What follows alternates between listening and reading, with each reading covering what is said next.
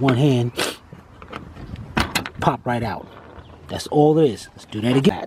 And it goes down, and you can see it go down there up under. Also comes around, and you're gonna have, this one's missing one over here. Now, socket, I got a 12-inch extension and about a 6 or 7-inch extension. We got everything out. Here's our two 10mm bolts and the two nuts. This is where it's gonna bring out that manly man in you, or that womanly in you. And go up under here. And we got 4 holes. You can see some bolts down here.